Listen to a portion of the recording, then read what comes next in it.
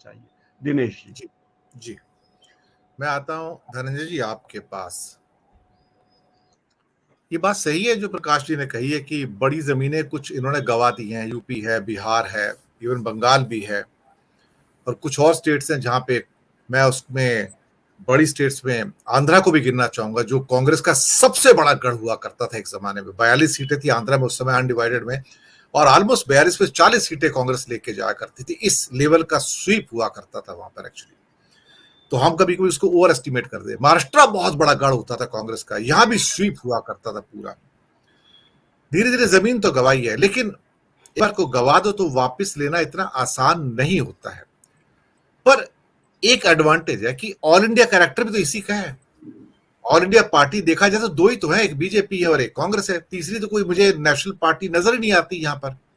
तो वो एक एडवांटेज जो है, और जब कभी कांग्रेस जैसी पार्टी मोमेंटम पे आती है तो वो बहुत कुछ हासिल कर लेती है उम्मीदों के खिलाफ। ये हमने अक्सर देखा है।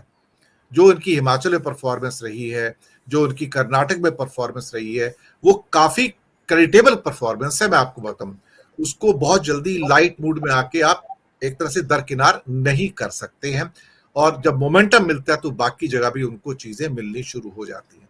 आप पूरे परिदृश्य को किस रूप में देखते हैं, जहां पर जो छत्रप हैं उनकी जरूरत अपनी जमीन बचाने की है, उन्हें इस बात में कोई इंटरेस्ट नहीं है कि केंद्र में 2024 में कौन आता है। They are happy as CM in their own state sir. देखिए, जिसके पास जमीन होगी वही तो बचाने की चिंता करेगा, जिसके पास जमीन ही नहीं वो क्या चिंता करेगा। तो आप जो जिन छत्रपों की बात कर रहे हैं, वो चाहे आंध्र प्रदेश की बात करें, तेलंगाना की बात करें, उड़ीसा की बात करें, बंगाल की बात करें, उत्तर प्रदेश की भी बात करें, इन तमाम जगहों पे देखिए तो आंध्र प्रदेश में कांग्रेस थी, आज नहीं है, कि कांग्रेस ही टूट करके वाईएसआर तो कांग्रेस ही है जी। और उनका बेटा जो है वहां पे वो सत्ता संभाला हुआ है। तो जो ये जो बेटों का जो मोह है, वो चाहे केंद्रीय पार्टी हो या राज्य स्तरीय पार्टी हो, वो परिवारवादी जो टोन है या जो मोह है राजनीति का, वो तो है। अब तमिलनाडु की बात करते हैं तो क्या है, वो चला आ रहा है। करुणानिधि के बाद स्टालिन, स्टालिन के बाद कोई और आएगा। ममता बनर्जी भी अपना उत्तराधिकारी अपने भतीजे को बना रही है, पंकज बनर्जी को बना रही है। मुलायम सिंह ने अपने बेटे को बनाया, लालू यादव ने अपने बेटे को बनाया, ये बाल ठाकरे ने अपने बेटे को बनाया, शरद पवार अपनी बेटी को बनाना चाहते हैं। तो ये चीजें जो है, जो क्षेत्रीय पार्टियां हैं, उनके साथ ये सवाल तो है। अब राष्ट्रीय पार्टी के तौर पे अगर देखिए तो एक बड़ा बावेला और हल्ला मचा था कि केजरीवाल राष्ट्रीय स्तर पे खड़े हो रहे हैं। लेकिन राष्ट्रीय स्तर पे केवल हल्ला करके खड़ा नहीं हुआ जा सकता। राष्ट्रीय स्तर पे खड़ा होने के लिए आपको विचार खड़ा करना पड़ेगा कि आप किस विचारधारा के हैं। तो आम तौर पे हम दुनिया में ये देखते हैं कि दुनिया में दो विचारधाराएं हैं, एक दक्षिणपंथी, एक वामपंथी। एक बीच में एक धारा चलती है जिसको हम कहते हैं मध्यमार्गी। तो मध्यमार्गी पार्टी तो कांग्रेस है, और कांग्रेस मध्य मार्ग से ही हिंदुस्तान आगे बढ़ा। तो कांग्रेस पार्टी जो है वो अपनी जमीन बचाने में नाकामयाब रही। उसके कई कारण हैं। उसे एक बड़ा कारण मैं मानता हूं, समाजवादियों ने जिस तरह से लगातार सेंध लगाई और लगातार कांग्रेस के साथ लड़ाई की। तो समाजवादी का मतलब होता है कि जो एक जिसको कहिए कि जाति ओरिएंटेड राजनीति जो है, मैं कहूं कि सही मायने में समाजवादी पार्टी, जो समाजवादी पार्टियां हैं उन्होंने ही शुरू की। वो चाहे 100 पाने बांधी गांठ, 100 में पावे पिछड़ा 60 वो नारा हो, या फिर वो नारा हो जगदेव बाबू का कि 100 में 90 शोषित है, 90 भाग हमारा है। मैं मानता हूं कि जो जो लोहिया जी ने जो नारा दिया था, जगदेव बाबू ने उसको आगे बढ़ाया और समावेशी समाज बनाने की बात कही, जिसमें स्त्रियों को भी शामिल किया। तो ये जो जमीन की बात कर रहे हैं, ये तो जमीन आती जाती रहेगी। मैं नहीं मानता हूं कि जो क्षेत्रीय दल आज हैं वो उसी अवस्था में खड़े रहेंगे। मुलायम सिंह की जो ताकत थी, क्या वो ताकत है अखिलेश यादव की? जो लालू प्रसाद यादव की ताकत थी, वो क्या वो ताकत है तेजस्वी यादव में? नहीं है ताकत। क्या जो टीआरएस के जो हेड हैं केसीआर, उनकी ताकत उनकी बेटी में आएगी ट्रांसफर होकर के? मुझे नहीं लगता। उसी तरह जिस तरह के बाल ठाकरे की जो ताकत थी, क्या आप देखते हैं कि उद्धव ठाकरे में वो ताकत है? नहीं है। जो शरद पवार की जो ताकत है वही ताकत क्या है सुप्रिया सूले में? नहीं है। बरक्स ये भी कर सकते हैं कि क्या कांग्रेस के राहुल गांधी में वो ताकत है जो कभी इंदिरा गांधी में हुआ करती थी ताकत, या जवाहरलाल नेहरू में ताकत हुआ करती थी? लेकिन सवाल उठता है ताकत आती कैसे है? ताकत आती है संघर्ष करने से।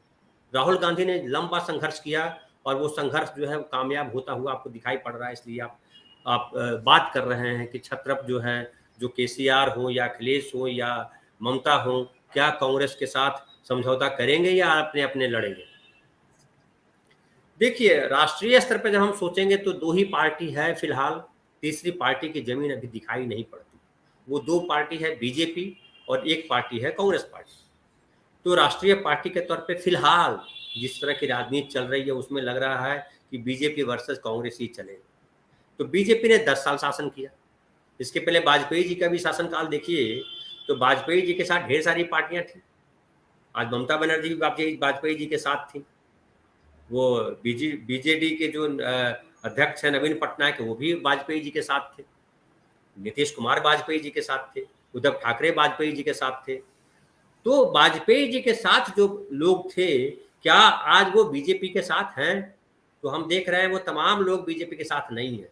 इसका मतलब ये भी समझिए कि बीजेपी की जमीन जो है वो ठीक है, लग रहा है कि बीजेपी की जमीन मजबूत हो गई है, लेकिन ये जो है इनकी लड़ाई बीजेपी की जमीन छीनने की भी है। चाहे ममता बनर्जी हो, चाहे बीजू जनता दल हो, या उद्धव ठाकरे हो, या नीतीश कुमार, उनकी अब सब चारों की टकराहट देखिए बीजेपी के साथ है।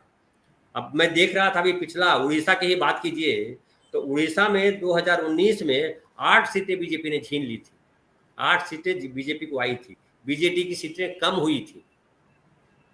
टीआरएस भी टेंशन में है कि उसकी सीटें बढ़ने वाली नहीं है, घटेंगी, क्योंकि टीआरएस का भले बीआरएस बना लिया उन्होंने, भारत राष्ट्र समिति बना लिया, लेकिन उससे उनका जो है उनकी ताकत नहीं बढ़ रही है कि चंद्रशेखर राव की।